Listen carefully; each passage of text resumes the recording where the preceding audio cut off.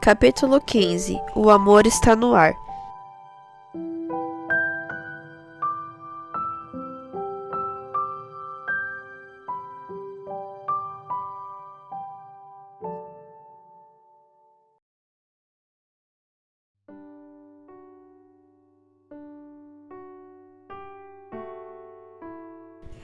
As coisas entraram novamente nos eixos. Alice, totalmente recuperada, logo pôde retornar à escola e nós louvamos a Deus pela restauração de minha amiga. A cada dia ela se sentia melhor. Não perdia a oportunidade de falar para as pessoas a respeito do tratamento que recebera no hospital de Loma Linda e o quanto ir para lá a havia ajudado a entender a importância de desenvolver hábitos saudáveis para prevenir doenças e manter a saúde. Agora eu tinha um pouco mais de tempo livre e aproveitei para colocar em dia minhas correspondências com Gary. Coincidentemente, quando ele mencionou que o casamento de Roger aconteceria em breve, fazia pouco tempo que eu havia lido sobre o casamento de Ellen e Tiago White. Achei que seria interessante escrever para ele contando alguns detalhes de como Deus havia unido o casal de pioneiros. Não sou do tipo romântica, mas aprecio uma boa história de amor. No caso de Tiago e Ellen, foi impressionante como Deus os uniu e como um completou a vida do outro. Costumavam dizer que Ellen era a evangelizadora e Tiago o organizador. Formavam uma equipe perfeita no trabalho de espalhar a mensagem que Deus lhes confiara. Quando ouviu pela primeira vez a jovem Ellen falar em público, Tiago reconheceu que ela era uma serva de Deus.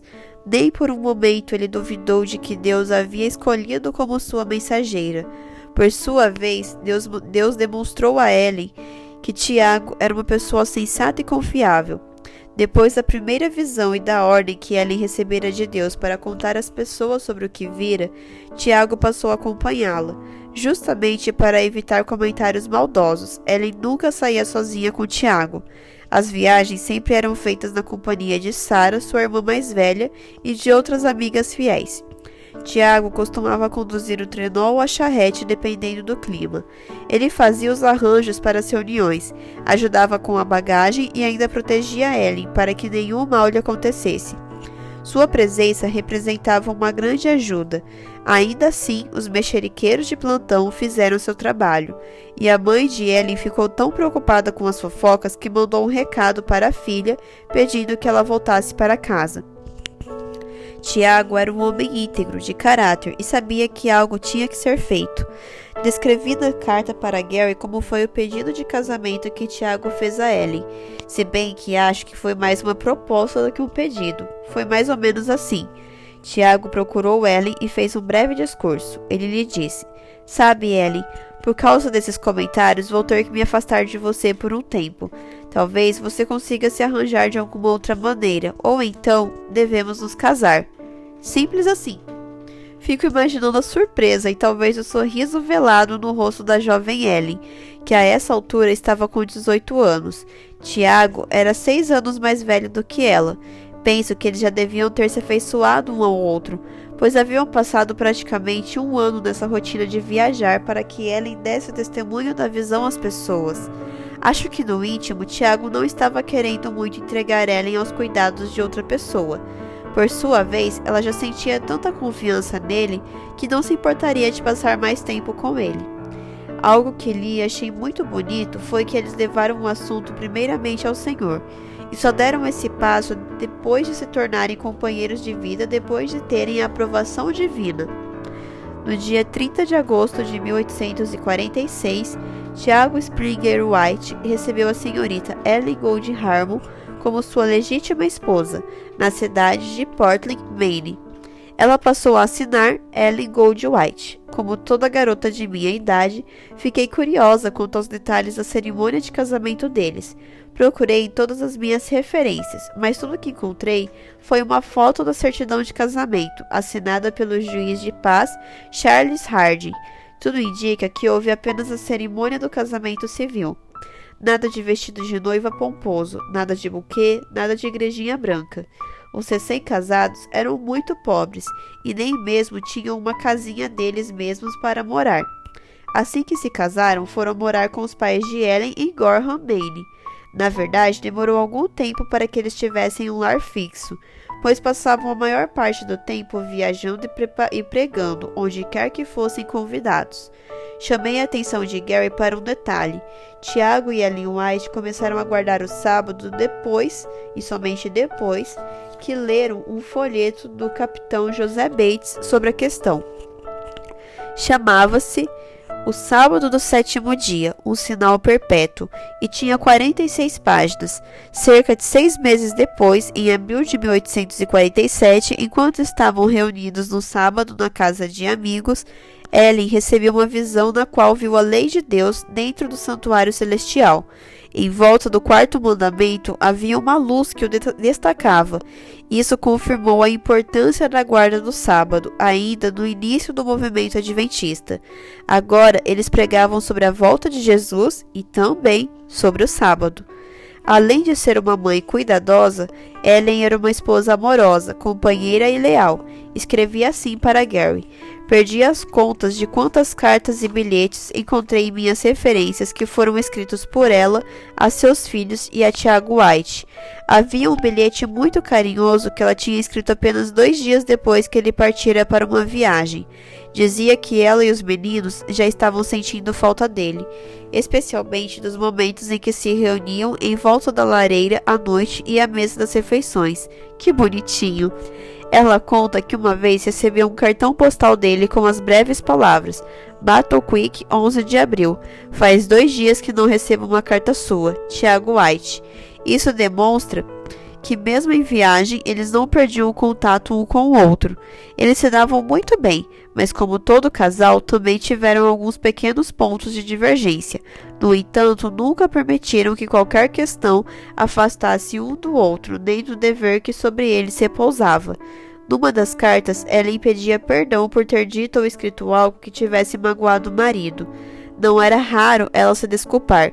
Quando errava, sempre manifestava seu desejo de ser semelhante a Jesus e refletir sua imagem. Também relembrei a Gary como Ellen, depois de receber uma visão, havia incentivado o marido a começar a publicação de um pequeno jornal, que foi chamado de A Verdade Presente. Ele começaria pequeno, mas cresceria e se tornaria como torrentes de luz circundando o mundo. Foi inevitável não pensar em nossas grandes e modernas editoras. A profecia havia se cumprido, e às vezes eu ficava imaginando quanto mais longe a literatura adventista ainda chegaria. Foi um começo difícil, porque além da falta de experiência nessa área, não havia recursos financeiros. Foi com muito sacrifício que conseguiram dinheiro para pagar a impressão da primeira edição do jornal, que foi de 1000 exemplares. Com a bênção de Deus, o material foi distribuído, e assim teve início a obra permanente de publicações, em julho de 1849. Fiquei surpresa ao ler que alguns dias depois, Ellen deu à luz seu segundo filho, Tiago Edson. Não bastassem todas as dificuldades, ela ainda estava grávida, mas nada impediu que o casal White prosseguisse com o sonho de espalhar a mensagem como folhas de outono. Deus nunca deixou faltar os recursos, e pela fé eles avançaram. Depois de um tempo, Tiago alugou uma casa velha em Rochester, onde passou a funcionar a gráfica, que também era a residência dos funcionários e da família White. Naquele tempo, o trabalho era quase todo artesanal. A costura, o corte e o endereçamento eram feitos à mão. Não havia nem mesmo guilhotina, e o refilamento das margens era feito com canivete por Urias Smith. Quando penso nesse começo tão humilde e nas facilidades que temos para produzir a riqueza de materiais hoje em 1915, fico emocionada. Que privilégio ter tantos livros disponíveis com a mensagem da salvação. Isso foi possível graças a homens e mulheres que acreditaram nos planos de Deus e dedicaram a vida para que eles se realizassem. Concluí a carta escrevendo o seguinte: prezado amigo, acho que Ellen e Tiago White não tiveram um casamento perfeito, porque eles não eram perfeitos. Eram seres humanos sujeitos a falhas como todos nós, mas é bonito perceber que eles se completavam. Fica claro que Deus os uniu e dirigiu a vida deles para que ambos cumprissem sua missão. Foram casados durante 35 anos, e então Ellen perdeu seu companheiro para a morte. Os longos anos de excessivo trabalho mental e físico cobraram sua conta. A saúde de Tiago também havia se tornado frágil.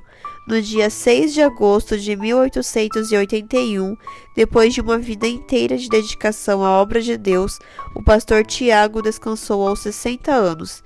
Ele foi sepultado no cemitério Oak Hill, em Battle Creek. Ellen teve que prosseguir sozinha, mas Deus a amparou em cada momento. Muitas vezes ela se sentiu solitária, mas não desanimada. Sabia que haveria uma recompensa no fim e valeria a pena lutar por ela. Jesus estava ao seu lado e ela precisava continuar. Veja o que ela disse a respeito do marido. Embora esteja morto, sinto que ele é o melhor homem que já pôs os pés em sapatos de couro. Por sua vez, Tiago costumava se referir a Ellen como seu diadema de júbilo. Espero que Roger e Mary tomem o casal White como exemplo. O casamento deles está tão próximo agora, não é? Aprendi uma lição importante. A escolha do companheiro de vida é um assunto que deve ser levado a Deus. Só Ele pode nos orientar para que tenhamos, como Ellen White diria, não apenas o que é bom, mas o melhor.